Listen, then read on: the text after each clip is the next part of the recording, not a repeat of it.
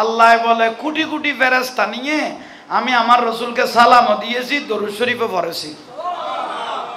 তাহলে এটা জুলুস করেছেন কে? এটাকে বলা হয় সুন্নতে এলাহি। সুন্নতে আমরা যে জুলুস করতেছি বাংলার জমিনে, এটা আল্লাহ সুন্নত পালন করতেছি। আমরা যে জুলুস বর্তমানে করতেছি এটা আল্লাহ সুন্নত। এরা বলে, বাতিলেরা বলে রসুলের জবানাতে এরকম জুলুস হয় নাই, সাহাবী তাহাবীর জবানাতে এরকম জুলুস হয় নাই। তো সাধারণ মানুষ মনে করবে আসা মনে হয় নাই, মনে হয় সাধারণ মানুষ মনে করবে। অথচ দেখেন আমার রসুল যে রাস্তা দিয়ে যেতেন, কি মক্কা কি মদিনা, রসুলবাগ কি মক্কা, যে রাস্তা দিয়ে যেতেন শুধু মুসলমান সাহাবী নো, কাফের ইহুদি নাসারা রাস্তার দুনো সাইডে হাজার হাজার মানুষ লাইন ধরে দয়াল নবীর চেহারা মুবারক দেখে দেখে আমার রসুলের প্রশংসা করতেন আর রসুলকে সালাম দিতেন। রসুলের জুলুস শুধু একদিন ন, রসুলের 63 বছর জিন্দেগি জুলুস। রসুলবাগের 63 বছর জিন্দেগি পুরাটাই কি জুলুস। শুধু তাই না, আমার রসুল যখন, আমার রসুলের আব্বাজান খাজা আব্দুল্লাহ রাদিয়াল্লাহু তাআলা আনহুর কপাল মোবারকে যখন নূরটা আসলেন, তখন আমার রসুলের আব্বা যখন রাস্তা দিয়ে হাঁটতেন, খাজা আব্দুল্লাহ রাদিয়াল্লাহু রাস্তা দিয়ে যখন হাঁটতেন, কাফের মুশরিক ইহুদি নাসারারা লাইন ধরে সারিবদ্ধভাবে খাজা আব্দুল্লাহর চেহারার দিকে তাকাই থাকতেন। ও মা, উনার কপাল এত সুন্দর, উনার চেহারা অত সুন্দর, আল্লাহ হাজা বশর না মালাইকা, এটা ফেরেশতা না মানুষ, চিনতে পারতেছি না। তখন ওরা চিন্তা করতেন আব্দুল্লাহর সাথে মনে হয় লামকানের আল্লাহর সাথে সম্পর্ক আছে। তখন তারা সারিবদ্ধভাবে লাইন হয়ে হয়ে খাজা আব্দুল্লাহর চেহারার দিকে তাকিয়ে তাকিয়ে প্রশংসা করতেন। তাইলে শুধু রসুলের জুলুস চলে নাই, রসুলের আব্বার কপালে যে নূর ছিল সেই নূরেরও জুলুস চলেছে, ঠিক না? তাহলে রসুল জুলুস আমরা ন, জুলুস এই জবানার থেকেও চলেছে, ঠিক না? মক্কা থেকে মদিনা শরীফ যখন রসুল পাক হিজরত করলেন, হ্যাঁ না, মক্কা থেকে মদিনা শরীফ যখন রসুল পাক হিজরত করলেন, তখন হাজার হাজার হাজার হাজার মানুষ আমার রসুলকে স্বাগত জানানোর জন্য পাগল হয়ে গিয়েছিল। জোরে বলেন না? তো সেই জন্য আজকে এত বড় দয়াল নবীকে পেয়েছি। আই জিবরাইল আলাইহিস সালাম, রসুল আমেনার ঘরে 7 জন মহিলা। মা আমেনা বলে ইতিপূর্বে এত লম্বা লম্বা সুন্দর সুন্দর মা আমি আর কোনোদিন চোখে। মা আমেনা খুশি হয়ে গেল, আহা রসুল পাক যখন আগমন হতেছে, মা আমেনা বলে আমি নিজের চোখে দেখতেছি আমার ছেলে মোহাম্মদ সাল্লাল্লাহু আলাইহি ইসলাম, মোহাম্মদ সাল্লাল্লাহু আলাইহি ইসলাম সীতা পরানো, সুরমা লাগানো, খতনা করানো, জান্নাতি পোশাক পরানো দেখতেছি দুনিয়ার জমিনে আসতে লাগলো। জোরে বলেন না? এই কথাগুলো অনেক বাতিলেরা বেদাত বলবে, কিন্তু এই কথা আমি বলি নাই, এটা ভালোভাবে শুনবেন। এটা তোমাদের কওমি অঙ্গনের একজন বয়োজ্যেষ্ঠ হুজুর প্রবীণ আলেম নজরুল ইসলাম কাসেমি, ওনার মৌলুদুর রসুলের চ্যাপ্টার উনি যেভাবে বলেছেন, আমি তো খুব কম বলতেছি, উনি এমনভাবে সাজাই বলেছেন, হতে ফেসবুক না গেড়ে, ফেসবুক ঘাটাঘাটি না করে একটু কিতাব পড়ো, দয়াল নবীকে আল্লাহ কিভাবে সোনার সোহাগা করে এই দুনিয়ার জমিনে পাঠাইলেন। রসুল পাককে বেদাত বলার কোনো সুযোগ নাই। দয়াল নবী আসাতে কাবা শরীফের মধ্যে 360টা মূর্তি মাথা নিচে করে ফেলেছিল। আল্লাহ বলতেছেন ইয়া রাসূলুল্লাহ, আল্লাহ বলতেছেন ইয়া রাসূলুল্লাহ, আমি আপনাকে কত ভালোবাসি। গোটা 18,000 মহলুকাত, গোটা সৃষ্টি জগৎ সব খাবার দিকে ঝুঁকে, ঠিক না? কিন্তু আমি আল্লাহর ঘর, আপনি রসুলের আগমনে আপনার ঘরের দিকে ঝুঁকে পড়েছে। কিন্তু গোটা দুনিয়া আমি আল্লাহর কাবার দিকে ঝুঁকে পড়েছে, কিন্তু আপনি রসুল আসাতে, আপনার রসুলের মৌলুদ হওয়াতে, আপনি রসুল মা আমেনার ঘর থেকে আসাতে আল্লাহর কাবা আপনার ঘরের দিকে কি করেছে? ঝুঁকে বলেছে। কাবে কে কাবা রুই মোহাম্মদ সাল্লাল্লাহু আলাইহি ওয়াসাল্লাম। উচ্চস্বরে বলেন। এত সুন্দরভাবে দয়াল নবী এই দুনিয়াতে আসলেন, অথচ এ বাতিলগুলো বলতেছে নবী আমার মতো, নবী বলে তার মতো। কোন স্ত্রীকে যদি স্বামী হাতটা ধরে বলে, কোন স্ত্রীকে যদি কোন স্বামী হাত ধরে বলে বিবি তোমার হাতটা আমার মায়ের মতো, বউ চলে গেল অটো, বলুন না। বউকে বললো তোমার হাতটা আমার মায়ের মতো, হইল মতো আতিয়ান মায়ের হাতটা মায়ের মতো, বউ চলে গেল অটো অটো। তালাক দেওয়া হয় নাই, তালাক হয়ে গেছে, ঠিক না? তালাক দিতে হয় নাই, তালাক। ঠিক তদ্রূপ কোন ব্যক্তি যদি রসুল পাককে নিজের মত মনে করে সঙ্গে সঙ্গে ঈমান হারা হয়ে যাবে, ঠিক না?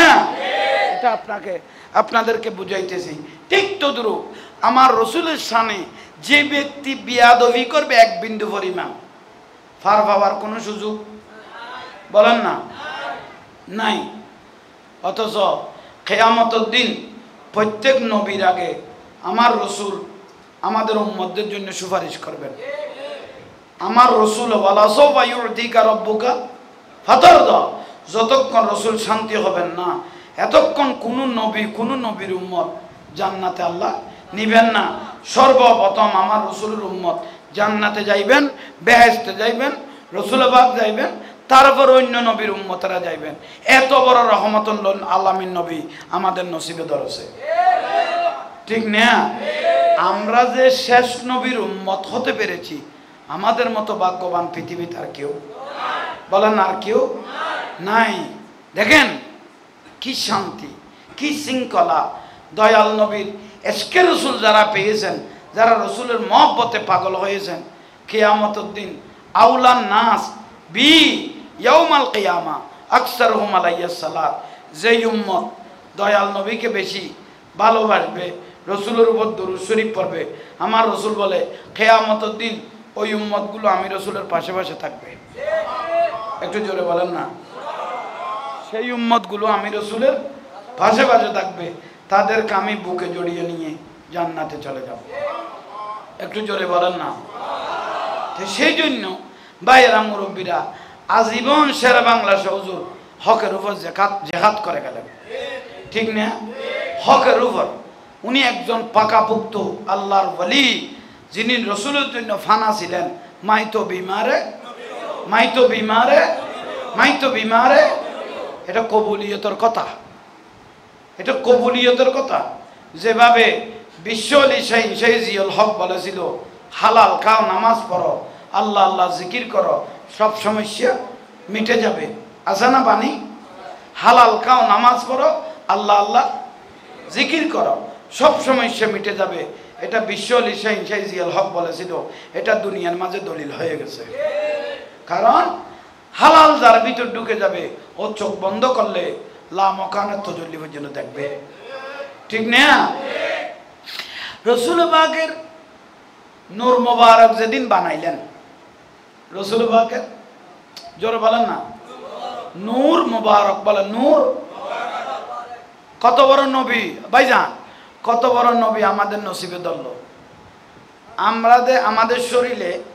আমাদের শরীরে মশামাছি কষে না? একটু জোরে বলি না, মশামাছি কষে না? রসুল পাকের 63 বছর জিন্দেগি কোনোদিন মশামাছি আমার রসুলের শরীর মোবারকে বসে নাই। আমরা এখন শরীর গামাই গেল, সময় বেশি অতিরিক্ত গামাইলে গন্ধ বের হয়, ঠিক না?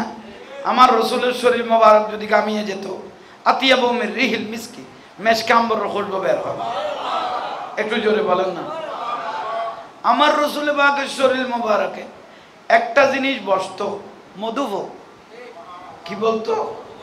মধুভোগ। তা আমার রসুল বলতো, ওই মধুভোগ, তোর কেমন সাহস আমি রসুলের শরীর মোবারকে বসে গেলি? হদি ইয়া রাসূলুল্লাহ, আমার অধিকার আছে। আমার কি আছে? আপনি রসুলের শরীর মোবারকে বসার আমার কি আছে? তো অধিকার কিভাবে পেলে? আমি যখন কোনো ফুলের বাগানে যাই, সেখান থেকে লস আহরণ করি, মধু আহরণ কি আর লস যখন চুষে নিই, তখন আমি বাসা পর্যন্ত আসার সময় যে রাস্তাটা থাকে, আমি এক মুহূর্তের জন্য আপনি রসুলের দরুদ শরীফ বাদ দিই নাই। আমি দরুদ শরীফ পড়তে পড়তে যখন বাসায় আসি, তখন ওই বাগানের ফুলের রসগুলো যখন আমি আমার ডেরার মধ্যে লাকি, দেখতেছি আপনার দরুদ শরীফের বরকতে সেই রসগুলো মধু হয়ে গেছে। তো সেই জন্য রসুল পাক মিষ্টি হাসি দিয়ে বলতেছেন, আয় মধুভো, তোর দরুদ শরীফের কারণে এই আহরণ করা তিতে তিতে লসেগুলো কি হয়ে গেছে? মধু হয়ে গেছে। তোমার এই মধু যদি কেউ খায়, আমার উম্মতের মধ্যে, দুনিয়ার মধ্যে তোমার মধু যদি কেউ খায়, ৭০টা রোগের সেবা হয়ে যাবে। সুবহানাল্লাহ।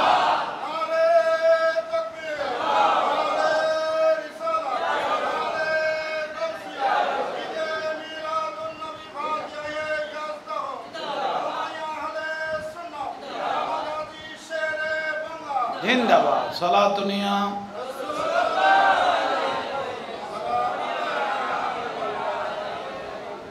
আহা, কত বড় দয়াল নবী আমাদের নসিবে দল। সুবহানাল্লাহ। ওই মশা মাসি, তোমরা কেন আমার রসুল তো প্রত্যেক জাতের ভাষা বুঝতেন। রসুল প্রত্যেক জাতের ভাষা বুঝতেন।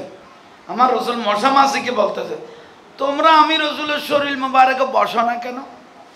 তখন উত্তর দিতে লাগলে, ইয়া রাসূলুল্লাহ, আমরা এত বড় বিয়াদব নও, কারণ আমরা নালা নর্দমা বসি, পায়খানা বস্ত্রাপখানায় বসি, আমরা পবিত্র নবীর শরীর মোবারকে বসার এত বড় যোগ্যতা আমরা নয়।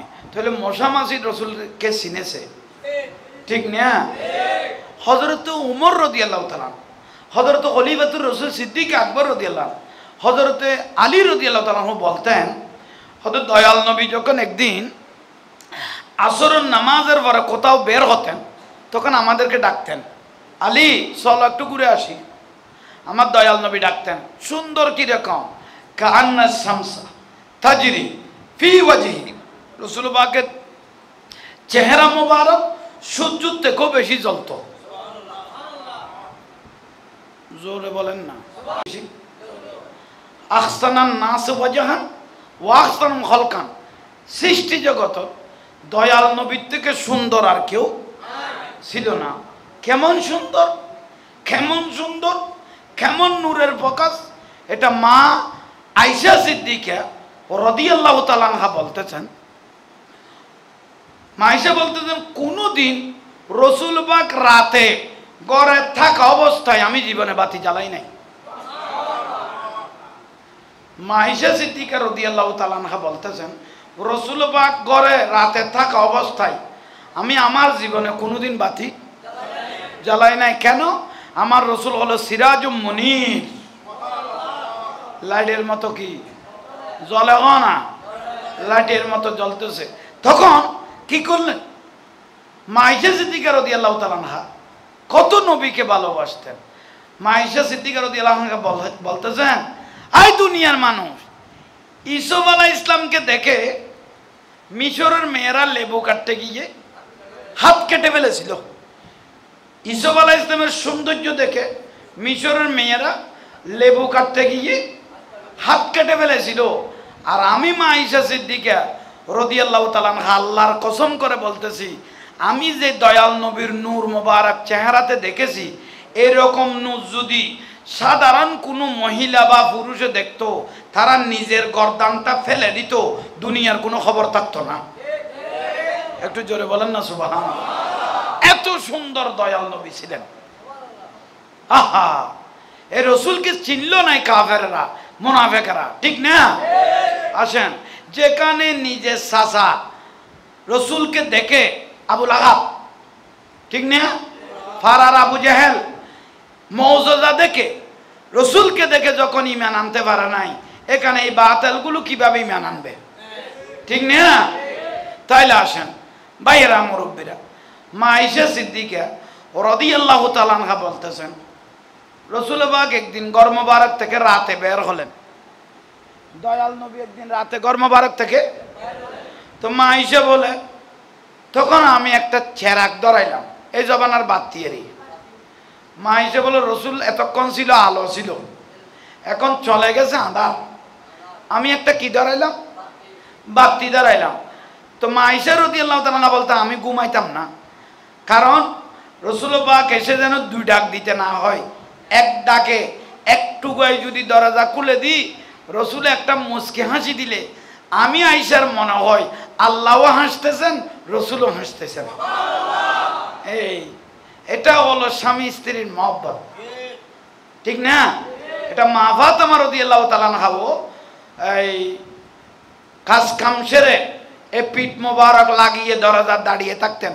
হযরত আলী রাদিয়াল্লাহু যখন দরজায় টুকা দিতেন, এক টুকায় দরজা খুলে দিতেন, তখন হযরত আলী রাদিয়াল্লাহু হাসতেন, বুকে জড়িয়ে নিতেন, আই ফাতেমা এক টুকার মধ্যে কিভাবে দরজা খুলে দিলে এত রাতে প্রতিদিন এভাবে?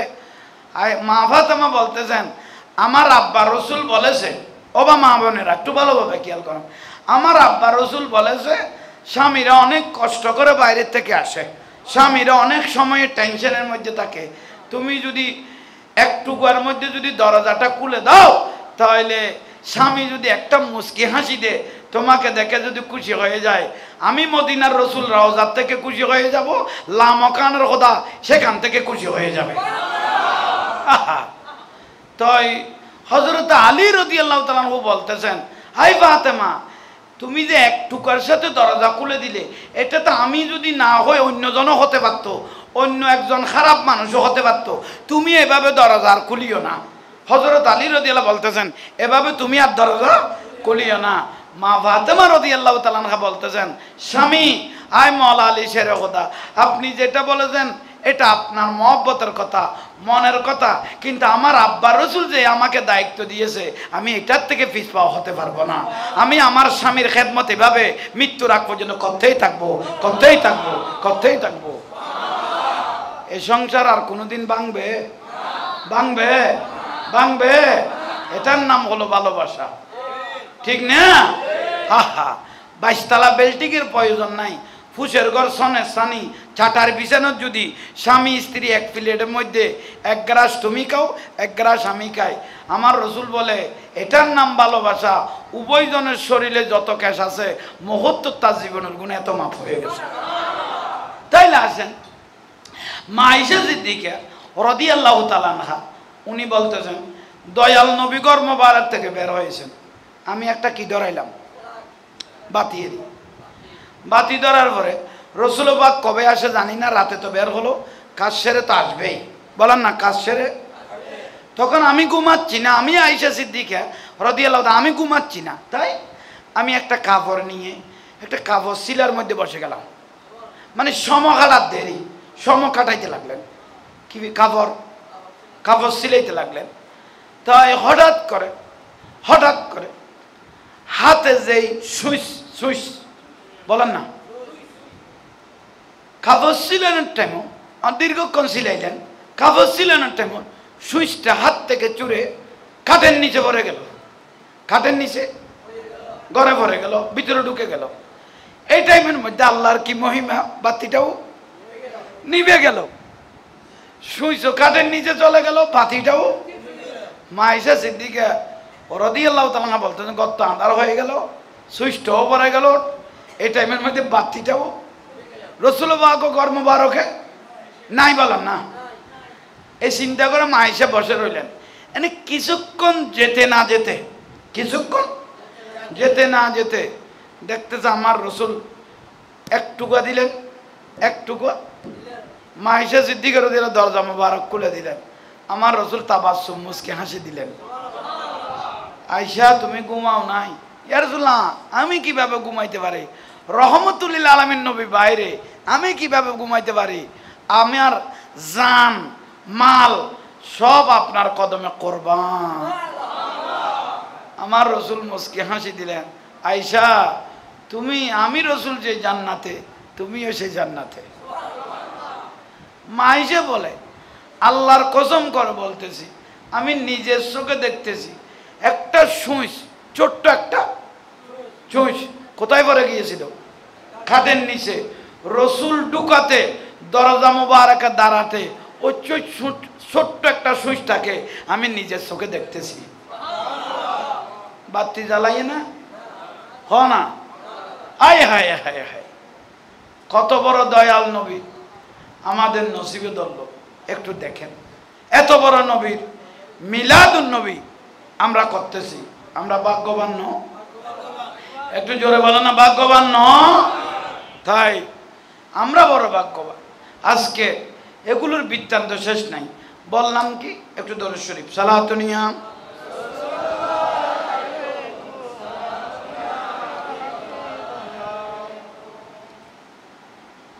আরো জোরে সালাতু নিয়া,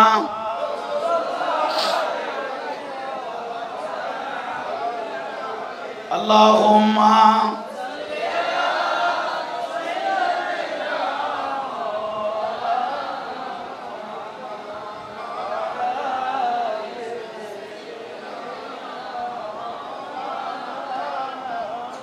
যে দুয়া মানুষ এসনে অনুবাদ আবাসন না এসে হয় বড় করি আসমানের জমিনে দোয়াল লটকে থাকে না, যে একটা আল্লাহর নিয়ামত আছে, সেটা হলো আমার রসুল পাকের দরুদ শরীফ। কারো মনের আশা থাকলে, মামলা মোকদ্দমা জামিলাত থাকলে, পরিবারে অশান্তি থাকলে, ব্যবসা বাণিজ্য জামিলে থাকলে, আমার রসুল বলে বেশি বেশি আমি রসুল উপর দরুদ শরীফ পড়ো। এটা আর হাত তুলে আর বলতে হয় নাই, দরুদ শরীফ পড়লে আল্লাহ প্রত্যেকের মনের খবর বুঝে, এমনি কবুল হয়ে যায়। সালাতু নিয়া,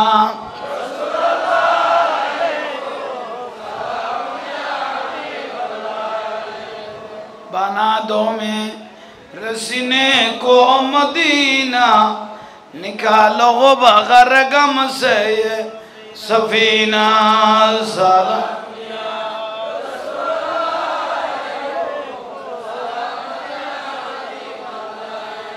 या रसूल अल्लाह युंजुर खालना, या हबीब अल्लाह इस्मा खालना।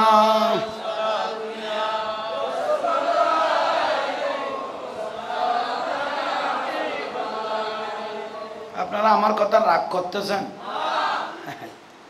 ওয়াজ শুনে খানার মন খুশি হলে হবে না, 5 ওয়াক্ত নামাজ পড়তে হবে, ঠিক না? একটু জোরে বলেন না, 5 ওয়াক্ত নামাজ পড়তেই হবে। ও জাহাঙ্গীর হুজুর, আমি তো কিচ্ছু জানি না। কিছু আর কি জানবেন, কিছু আর কি জানবেন? ইত্তাকুল্লাহ, আল্লাহকে ভয় করেন। আল্লাহর ভয় যার ভিতর চলে আসবে, ও কি জানে না জানে এটা আল্লাহ বাদ দেয়। অন্ধকার কবরে কিভাবে থাকবো, এটা মনের ভিতরে একটা ভয় এসে গেল। আল্লাহ, আমি অন্ধকার কবরে বৌসলে বলতে বলতে জিন্দেগিতে ফেলে দিলাম, আর বাক্যা টাইম করে কোনো লাভ নাই, একটু নামাজ দোয়া ধরে ফেলি। এই কথাটা যার মনের ভিতর চলে এসেছে, আমি আর এই জামিলাতে জড়াবো না, এই শেষ টাইমে একটু নামাজটা ধরে ফেলি, এই নিয়তটা যার ভিতর ভয়টা এসে গেছে, আজান দিল, ইজান উদিয়ালি সালাহ, আজান দিয়েছেন, আপনি ঘর থেকে মসজিদের দিকে কদম বাড়া শুরু করলেন আল্লাহর ভয়ে। ইত্তাকুল্লাহ, কার ভয়ে? আমার রসুল বলে, আয় মুহাম্মদ, তুমি কত ভাগ্যবান, তুমি যে আল্লাহর ভয়ে এতদিন পরে বুঝতে পারলি, মসজিদের দিকে আজানের সঙ্গে সঙ্গে রওনা দিয়ে দিলে।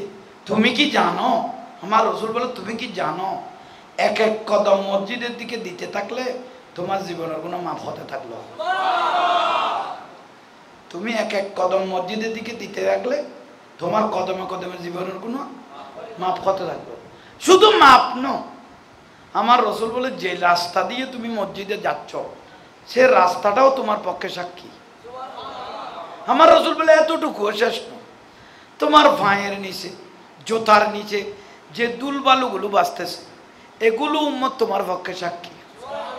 ওই উম্মত এতটুকু শেষ ন, উজুখানায় গিয়ে যখন মুখে পানি দিতে লাগলে, হাতে পানি দিতে লাগলে, ইন্নাল্লাহা ইউহিব্বুত তাওয়াবিনা ওয়া ইউহিব্বুল মুতাতাখিরিন, পবিত্র হওয়ার জন্য মুখে পানি, হাতে পানি, তুমি দেখতো তো তোমার চেহারার থেকে ফানি ঝরতেছে, হাতের থেকে ফানি ঝরতেছে, কিন্তু আমি রসুল আহলে মোহাব্বতি ও আরাফহুম, আমি রওজার থেকে পর্দা খুলে দিয়েছি, দেখতেছি তোমার জীবনের গুণাগুলো ঝরে যাচ্ছে। এখনো মসজিদে ঢুকেন নাই, রাস্তা দিয়ে হাঁটতে হাঁটতে গুনাহ মাপ, দুলবালু সাক্ষী, রাস্তা সাক্ষী, উজুর পানির সঙ্গে গুনাহ ঝরে যাচ্ছে। হঠাৎ করে আল্লাহ না করো আপনি মারা গেলেন, সাডর আর মাড়ি যখন দিয়ে দেয়, কবর অন্ধকার, প্রধানমন্ত্রী হলো, বাতি ঢুকার মতো কোনো সুযোগ নাই। আমার রসুল বলে বাতিরও কোনো চিন্তা নাই। তো ইয়া রাসূলুল্লাহ কি করব? ওদের যেই উম্মত 5 ওয়াক্ত 5 বার নামাজের জন্য উজু করে, আরিফুহুম মিন আসারিল উজুহি, যেই উম্মত 5 ওয়াক্ত 5 বার নামাজের জন্য উজু করে, তার উজু বানানো চেহারা, হাত, উজু বানানো চেহারা, হাত অন্ধকার কবরে কিয়ামত পর্যন্ত লাইট হিসেবে জ্বলতে থাকবে।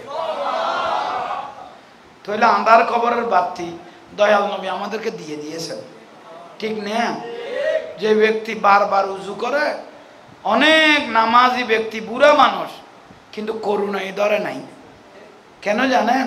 উজুর কারণে। উজুর কারণে অনেক বুড়া মানুষকে করুণাই ধরে নাই, কিন্তু অনেক জোয়ান জোয়ান মানুষ মারা গেছে, ঠিক না? কারণ উজুর মধ্যে একটা আলাদা নিয়ামত, সহবত ভাইরাস ঝরে যায়, ঠিক না? তাইলে আসেন, মসজিদে ঢুকলাম বাম পা ডান পা দিয়ে, ঠিক না? আল্লাহুম্মা আফতাহ লি আবওয়াব রাহমাতিক বলে মসজিদে ঢুকলাম, কিচ্ছু জানে না, আল্লাহর ভয়। কার ভয়? আল্লাহ, তোমার ডরে, তোমার ভয়ে ঢুকে গেলাম এরি। আল্লাহু আকবার, নিয়ত করে ফেললেন। নিয়ত বাঁধার পরে ফেরেশতারা বলে, এখানে ফেরেশতা আছে তো, আমরা দেখতেছি না, শেরে বাংলা দেখেছে, গৌস ভান্ডারী দেখেছে, হ না? গৌসভাকে এখানে কি আছে জোরে বলেন না? শোকওয়ালারা দেখেছে, শোকওয়ালারা। ফেরেশতারা বলে, ও বাড়ি তাআলা, আজকে যে একটা নতুন মুসল্লি দেখতেছি, কোনোদিন আসে নাই, কোন মহব্বতে, কার তালে পরে, কে হেদায়েত করে দিল, মসজিদে চলে এসেছে, এখন তাকে তো কোনোদিন দেখি নাই, নিয়ত বেঁধে ফেললো, এখন তাকে নিয়ে কি করা যায়? আল্লাহ বলে আর অতীতের দিকে তাকাইস না, আল্লাহ বলে আর অতীতের দিকে তাকাইস না, একটু জমিনে লুড়াই পরে কিনা দেখ, সিজদাটা মারে কিনা দেখ, সিজদাটা মারে কিনা দেখ। যদি সিজদা লাগাই দেয় জমিনের মধ্যে, মুহূর্তের মধ্যে জীবনের গুণাগুলো মাফ করে দিবি, মুহূর্ত জীবনের গুণা মাফ করে দিবি, আর জমিনটাকে তার পক্ষে সাক্ষী করে দিবি। এর থেকে সহজ ওয়াজ আর নাই। তাইলে আসেন, তাই ও ফেরেশতা লব্বাইক বাড়ি তালা, ও সিজদা মেরেছে, ও গুনাহ মাফ করেছ, মাফ করে দিয়েছি। এটা কিসের নামাজ? ধরেন জোহরের নামাজ। তো যদি আসরের আগে মারা যায়, জোহরের নামাজ পড়েছে, ফজরের নামাজ পড়েছে, যদি জোহরের আগে, আসরের আগে, হতো ওর জন্য আর নতুন সাক্ষী ডাকিও না। জোহরের নামাজ আর আসরের নামাজ, এই দুনো নামাজকে সাক্ষী রেখে ওকে জান্নাত দিয়ে দিও। এই দুনো নামাজকে সাক্ষী রেখে ওকে কি দিয়ে দিও? জান্নাত দিয়ে দিও। জোরে বলেন সুবহানাল্লাহ। তাহলে নামাজ ফরজ, না জানলেও ফরজ, ঠিক না? এখন হিন্দু থেকে মুসলমান হয়ে কালমা পড়েছেন, ফজরে কালমা পড়েছেন, কিন্তু আপনার জোহর ফরজ, ঠিক না? ফজরের নামাজের পরে কালমা পড়েছেন, জোহর কি? অথচ কিছু জানে না, ইবাইজু কিছু জানে না, আর তাই দোয়া কোনো জানে না, ও ডরে বরে লাইনত লেখামই তো, ঠিক না? তাহলে ঠিক তো দূর ভাই, রাম মুরব্বীরা 5 ওয়াক্ত নামাজ আর আল্লাহ লাইব না, বড় করে হ না, আরো বড় করে হ, আল্লাহ ইয়ান আর আরে আমল গরিবের তৌফিক দান করো, একটু বড় করে বলেন। তাইলে ভাইল মুরব্বীল, আগামী বছর এ মাহফিল্লান জারিলাই বেল্লাই আর একটা দায়িত্ব আছে না? এটা কমিটির ভাইল হটে গেল, ভাইল মুরব্বীল ইন্ডিয়াইও আর তো এটা একখান লেখা দিলেন দে আচ্ছা মসজিদ নির্মাণের জন্য হাদিয়া সংগ্রহ করতে হবে তাই ইয়ানের লাইনে এসে হন নেই আচ্ছা আচ্ছা তাহলে তো ভাইয়েরা মুরব্বীরা এডে মুর্শিদুল খাম আয় আবার জবর করে দিলানো আল মসজিদু বাইতুল্লাহ গরগান খা এই যে হন নেই আল মাদ্রাসা তো বাইতি মসজিদ আল্লাহর ঘর মাদ্রাসা রসুলের ঘর আবার জানি বইয়ন দুনিয়ার ঘর বেয়াগুন শেষ হয়ে যাবে ওই মান বানা লিল্লাহে মসজিদান বানাল্লাহু বাইতান ফিল জান্নাহ খোদ যে ব্যক্তি একখান মসজিদ বানাইয়ে আল্লাহ তাআলা একখান ব্যস্ত ঘর বানাল তো মসজিদ বেয়াগুনে বানাইতে পারিব না কেউ একখান ইট দিয়ে কে এক বস্তা সিমেন্ট দিয়ে এটিং না কে 500 ইট দিয়ে একটা রাখ ভালো দিয়ে ইয়ানেরি আগে বিসমিল্লাহ করি সাত করি মাই আবার বেশি জামিলেন না যাই জবরও কি আর দিনও করি ওকে আল্লাহর বান্দা আল্লাহর ঘরে জানে বেগুন ফেরেশতা আরা নদী দে মদিনার রসুল মদিনা তুই সাইল হই আল্লাহ এলা আমকান তুই সাইল হই আল্লাহর ঘরে রকম মহব্বত করে 500 বস্তা সিমেন্ট দিকতারে দিল লোক মানুষ আগে সাহায্য করো 5 বস্তা কই দি মার খাবা কি নাম মান আর হ লেখন এখন আছে এখানে নাম মান লেখো মোবাইল নম্বর গুলো কি নাম লো ভাই